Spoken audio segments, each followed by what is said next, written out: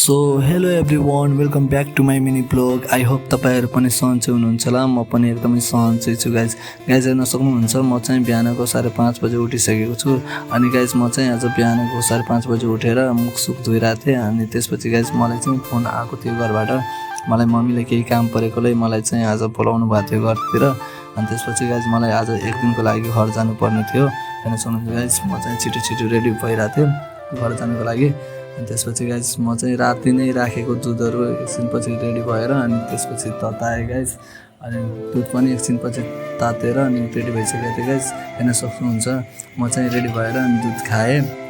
अनि एकछिनपछि दुध खाएर चकाएर दुध सबै चकाएर अनि त्यसपछि म चाहिँ लागेँ गाइज बस पार्क। हेर्न सक्नुहुन्छ अनि एकछिनपछि म बस पार्क पनि आइपुगेँ गाइज। अनि म गाडीमा पनि बसिसकेँ। अनि त्यसपछि लागेँ गाइज कलैयातिर। अनि कलैया पुगेर गाइज म चाहिँ दाइलाई फोन गरेको थिएँ बिहान लिन आउनलाई। त्यसपछि दाइ पनि आइपुग्नु भएको थियो गाइज। अनि म र दाइ लागेँ घरतिर। फाइनली गाइज म चाहिँ घर पनि पुगिसकेँ। सो आजको भिडियो कस्तो लाग्यो, मन पऱ्यो भने लाइक कमेन्ट सब्सक्राइब चाहिँ गरिराख्नु होला है त।